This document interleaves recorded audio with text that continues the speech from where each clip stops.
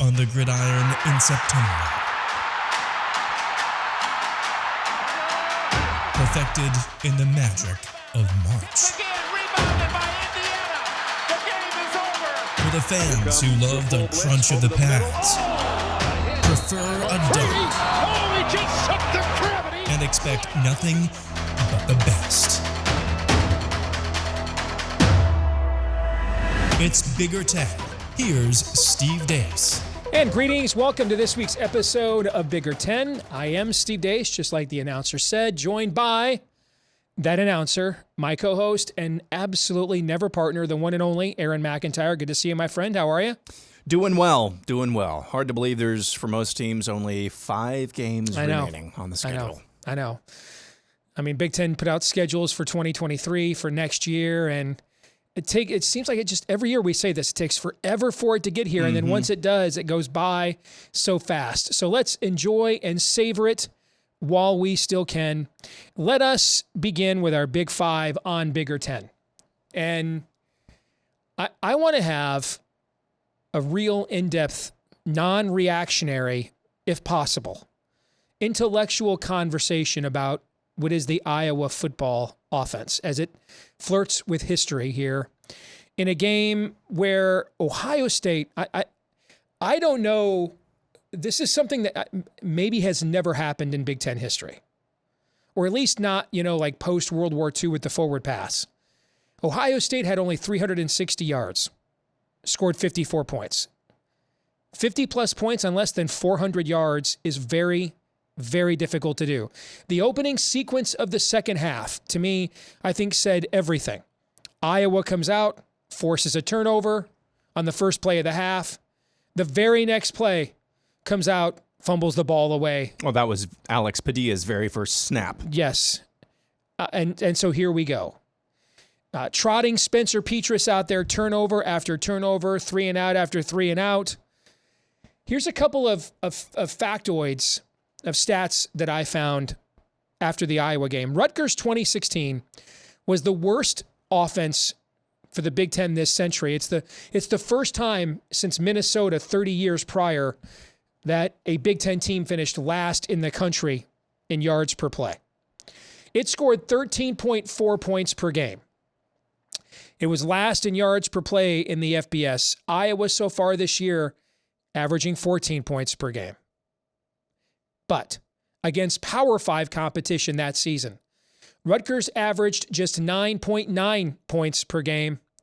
So far against Power 5 foes, Iowa is averaging just 12.8. However, if you take away the 2 defensive touchdowns that Iowa scored against Rutgers, that falls to 10 points per game, right around 2016 Rutgers levels of infamy. Now you have really almost Shakespearean levels of drama here, Aaron, surrounding this with the coach's son, a head coach that had nearly lost his job over a so-called racial controversy a couple of years ago, and then rebounded to have a solid COVID year and then a championship year with the Big Ten West last year. But this isn't the first time there's been talk of a stale program here and a contract that is ironclad. The AD was asked about this. Gary Barta basically admitted Kirk Ferentz is more powerful here than me. So with all of this as the setup, you are the Iowa fan here. As best you can, set aside emotion. It's hard, I know.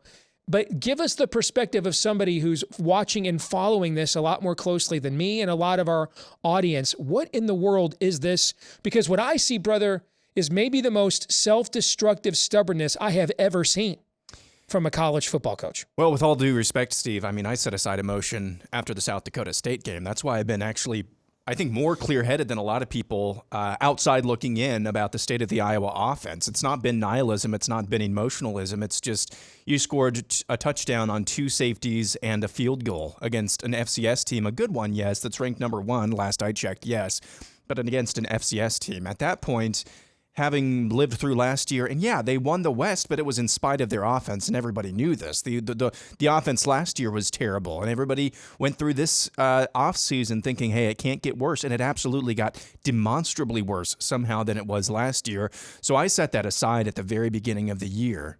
I mean, I watched it with a buddy of mine, and I just said, like 2 hours after the game, I cannot believe that just happened. And so I've been pretty clear-headed about where this is. I've been hopeful, but clear-headed nonetheless.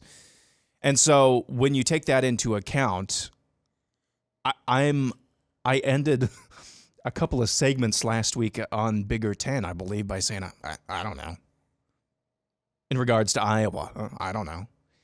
And it felt like on Saturday, finally, Kirk Ferentz at halftime was like, I don't know. Let's throw Alex Padilla in there, in the horseshoe, against maybe the best team in the country. Maybe we'll get to that later. Maybe the best team in the country. I think they're out of answers, as you just mentioned. Technically, Brian Ferentz reports to the athletic director. And this is true at a lot of schools. It's especially true at a place, an environment like Iowa. The football coach is more powerful than the athletic director. Gary Barta could force the issue if he wanted to. If he wanted to piss off Kirk Ferentz, maybe to the point that he leaves without having to pay out the buyout, he could do that, but he's not going to. There's nothing in Gary Barta's career at this point with Iowa that would make you think he's capable of such an alpha move. There's absolutely nothing. And so, as an Iowa fan, you're stuck in this position where you feel absolutely powerless, and most fans are at most schools anyway. You feel absolutely powerless to try to change course here. Here's what I think the best case scenario could be. I don't know if you want commentary on the offensive woes. There's nothing left to say. It's just beyond broken. It's beyond bad. It's beyond embarrassing. It's beyond pathetic. There's no more commentary to be had there. There's only what's going to maybe give Iowa a chance to fix this in the future. Last few years of Joe Paterno's tenure at Penn State, was he really calling the offensive plays, the offensive shots? Was he? No, he wasn't. He was just the CEO of that team. Right now, as it stands, LeVar Woods, I believe that's the Iowa special teams coach, great coach, great special teams for the most part. Iowa defensive coordinator Phil Parker, he's got his own fiefdom on that side of the ball. The offense, however, that's all Ferentz, and that's his game, at least on the offensive line, and that's bad as well. I can't remember a time in the Ferentz era where the offensive line has been very bad. In fact, one of the worst units on the team 2 consecutive years. Mm-hmm. So it is clear that there are changes needed. I don't know if this would ever happen. I think the best case you could hope for if you're an Iowa fan, Brian goes back to coaching the offensive line, and Ferentz and the senior Ferentz helps out as well. And then they bring in somebody else to actually run the offense, and Ferentz basically has veto power on critical calls in the game. Maybe. I don't think that's going to happen. I don't think his ego and pride would ever allow that to happen. So I don't know what's going to happen. I'm left with my hands in the air. I have no idea what on earth could actually transpire here with the Iowa offense and how it's going to get any better at all. And then there's one thing as well. I don't think Chris Doyle is a racist. I don't think there's evidence of that. Then again, I'm not in the lawsuit, so I don't know that for a fact. I don't think he is. I think he's a very poor judge in this era of young men, a very poor judge of what motivates young men. And I've said that on this podcast as well.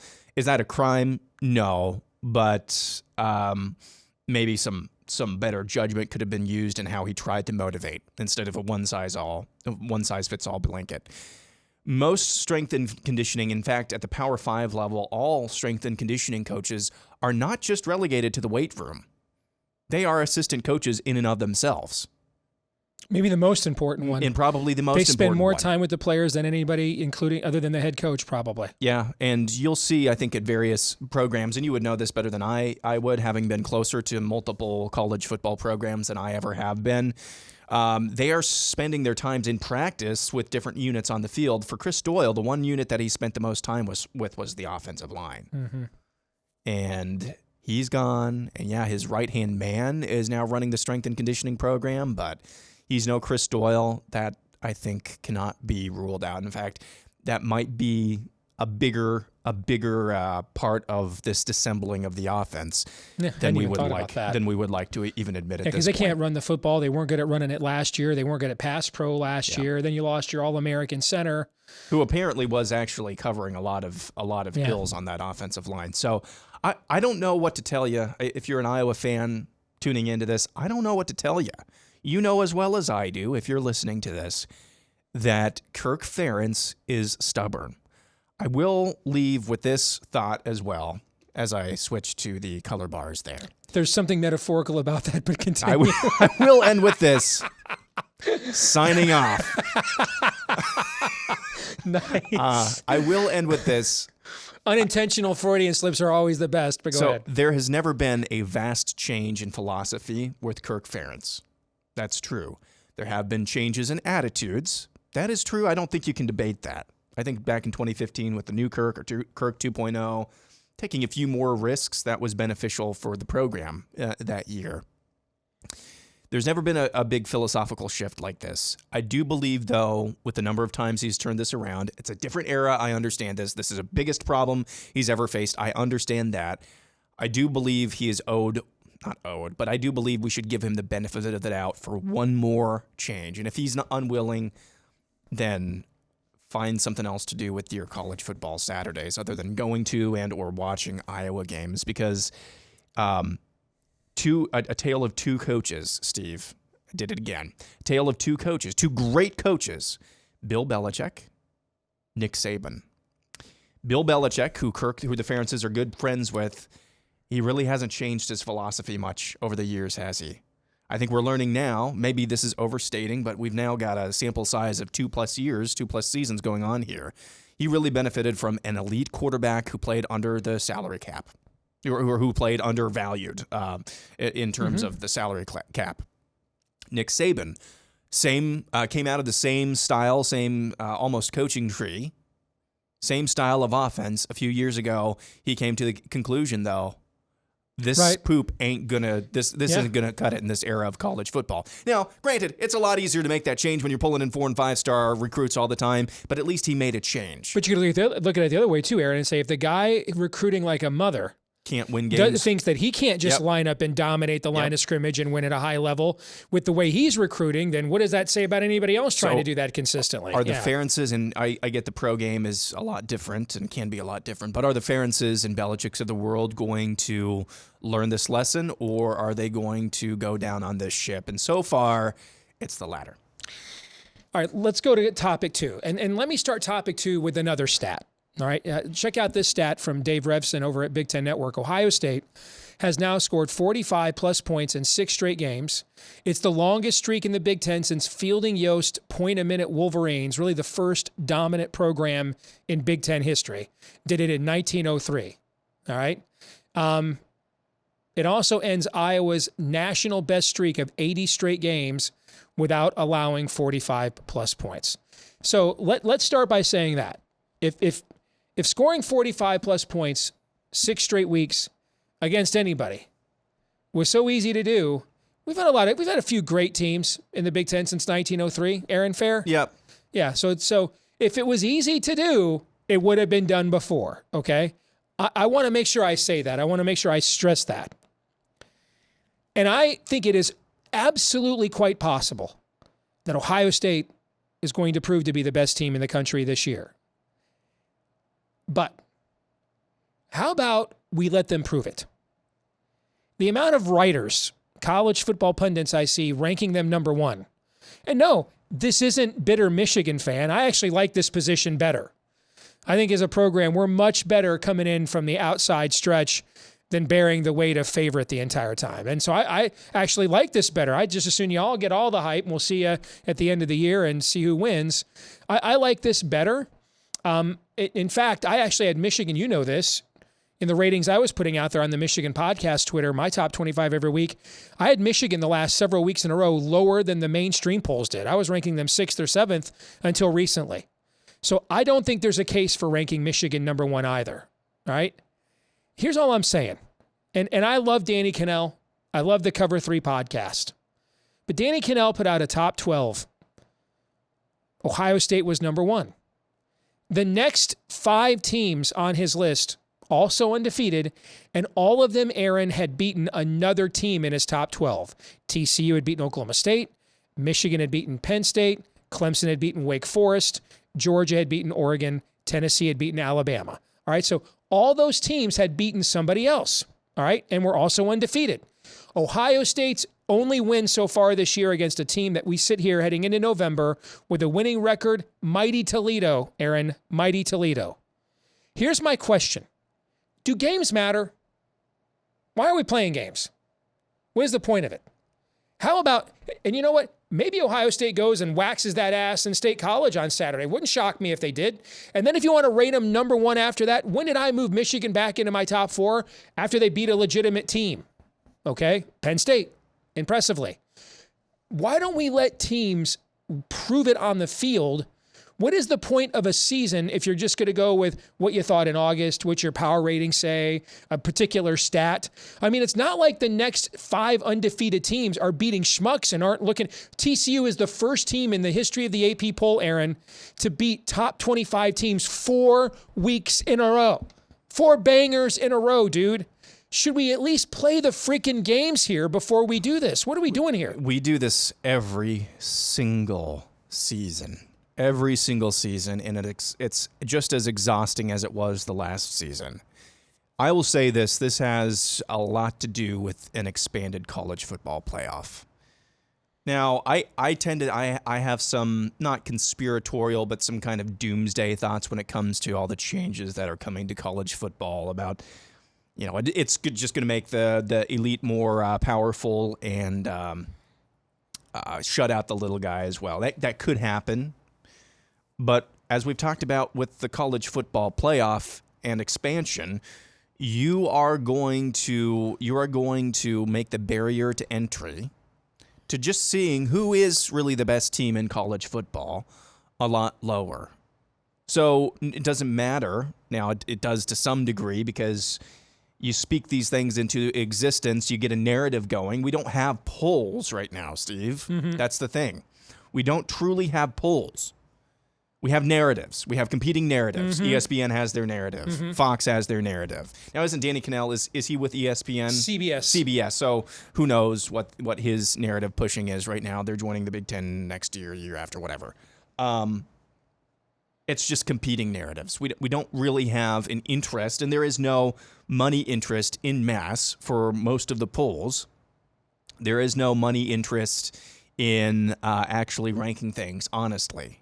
You know what would be good is if we had like an RPI where, like, I don't know, if there was some sort of computer algorithm that could take as best as we possibly could as, in our finite minds and as imperfect human beings, put together an algorithm, a computer algorithm that would spit out, a pretty good picture of who's actually or who should be ranked where. Does this ring a bell to you? Yeah, I was just looking that up. I think there is something like that for the NCAA tournament. Yeah. Right? Uh-huh. Yeah. We used to have one for college football. It's called the BCS. But this is one thing where it's exhausting, and it's still going to happen even with the expanded college football playoff. The danger still is the narrative casting as well. And we're still going to fight about who the 7th or 8th or 11th or 12th teams are in the college football playoff. But I think in the future, we're not going to have to worry as much about the narrative casting and the battle of narratives having so much postseason impact with an expanded playoff.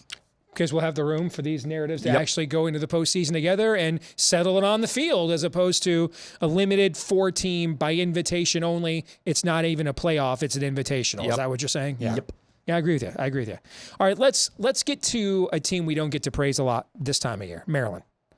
I want to make sure I got these numbers right. Maryland has clinched bowl eligibility the earliest in the season since 2000. 2001 with a 6-2 record. It's also the first time that Maryland has been back-to-back or bowl eligible in back-to-back seasons, Aaron, since 2013 and 2014. So, and they're doing it, hey, in the toughest division, maybe in all of college football, the Big Ten East. They have had some, adversity this year. Talia Tagovailoa has been hurt twice. He got hurt against us early in the year. He got hurt a couple weeks ago against, Michigan State, I think, as well. So, for a guy that, who knows how great of a coach he is, but I think we can now safely say that Mike Locksley is a better coach than the guy who had the worst record in the history of college football at New Mexico. May not still be a great coach, but he's better than what he showed at New Mexico, at the very least.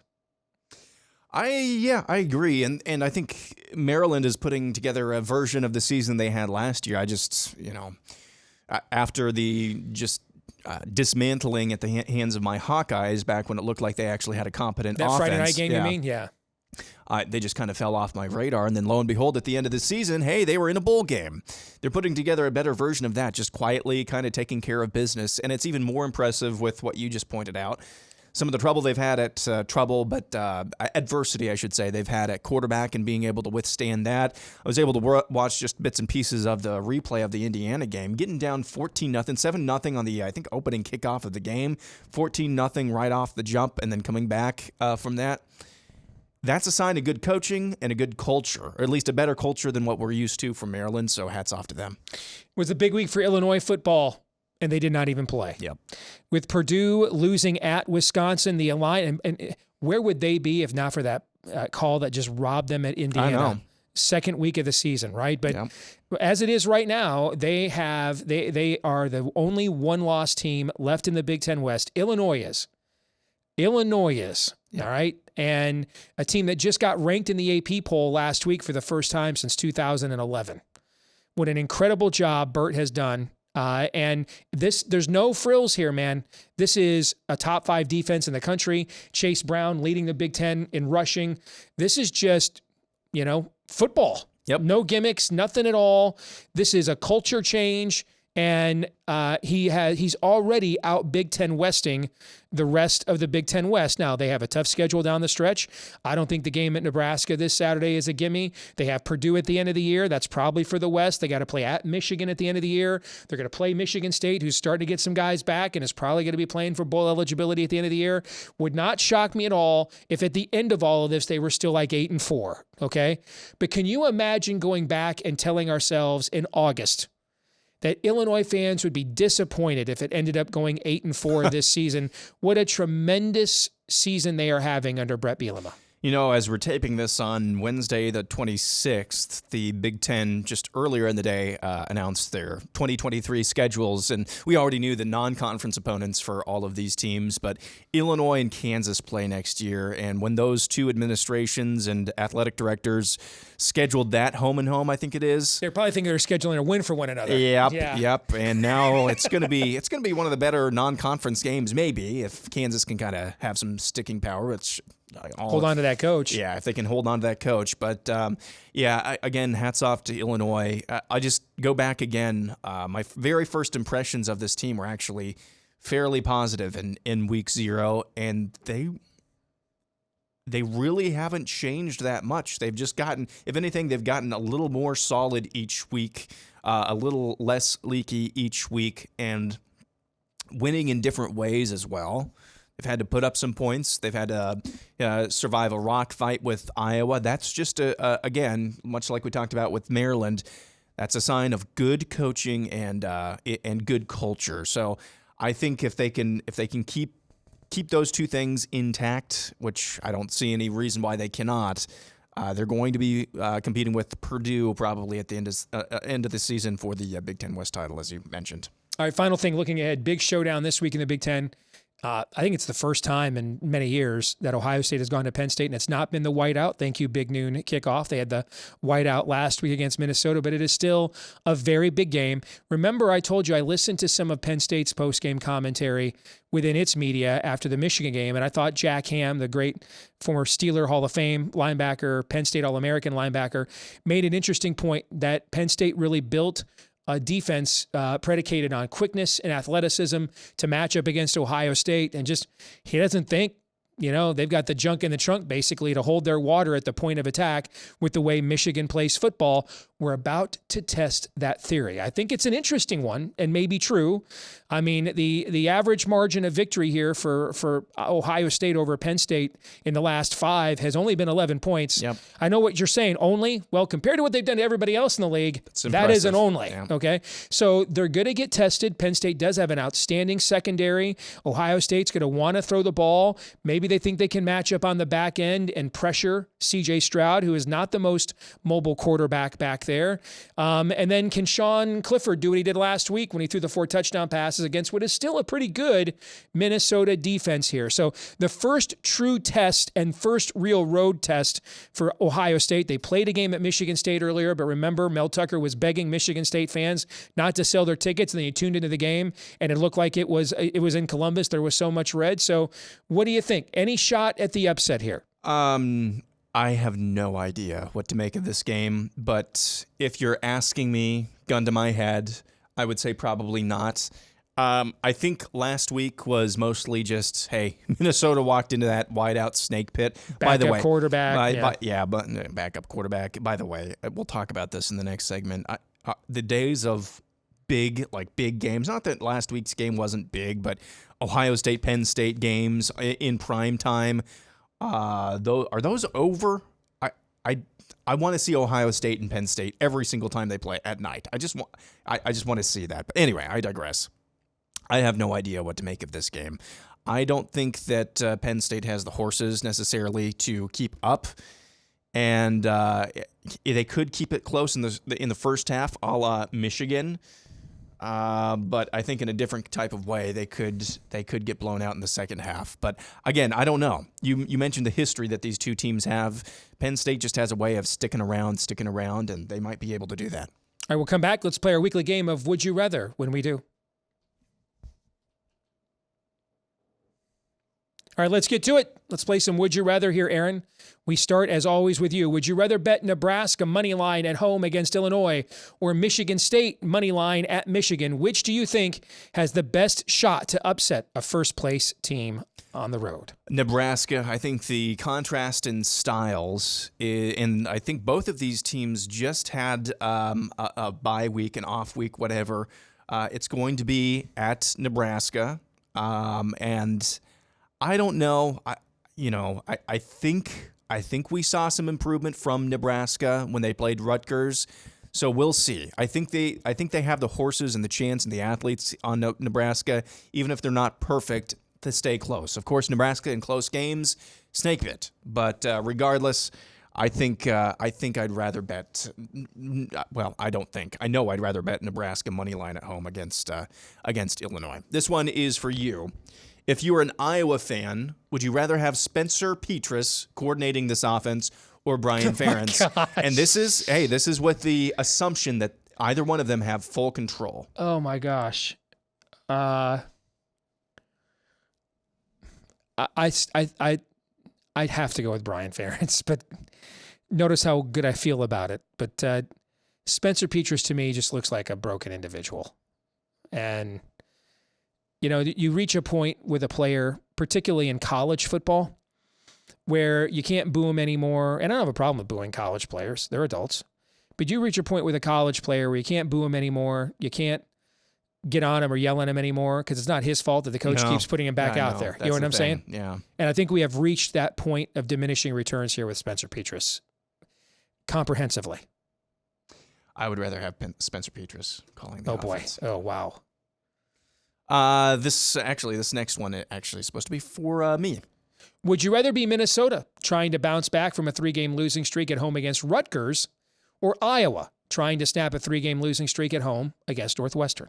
As down as I am on Iowa, my own team, and as emotionally divorced as I have been this basically entire season, I would rather be Iowa just based on the opponent. Now, of course, Pat Fitzgerald always seems to have Iowa's number. But Rutgers, to me, seems like the more pesky team. I think Iowa has the opportunity.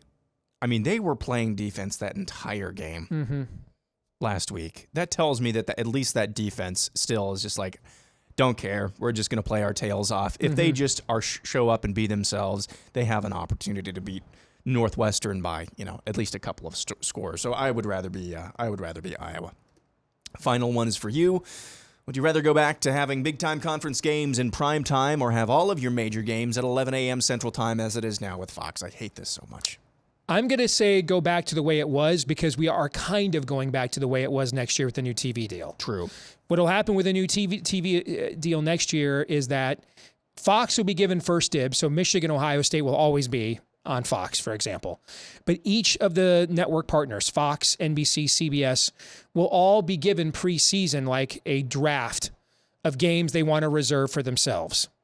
And then what will happen is on a weekly basis, I believe, Fox gets most of the first picks each week, but it also kind of rotates, So like I could see, for example, that this is the last time Ohio State, Penn State is not a night game whiteout at Happy Valley because Fox gets a first-round pick, takes Michigan, Ohio State.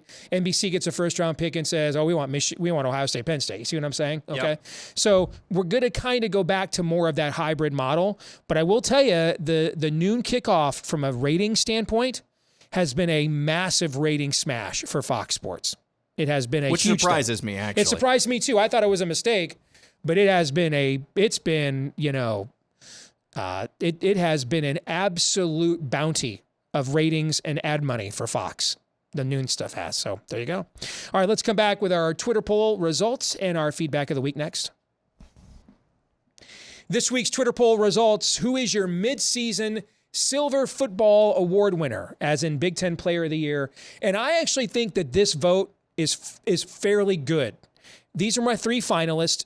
I don't think any of these three guys, mainly because of the schedule that Stroud has played, no one should have been like a 70%er here. So I think that our audience, Aaron, did a good job here. I do think Stroud should be the favorite, probably at 44%, but Blake Corum at 32% is very respectable. Chase Brown at 24%, very respectable. I thought this was a smart turnout vote for our audience.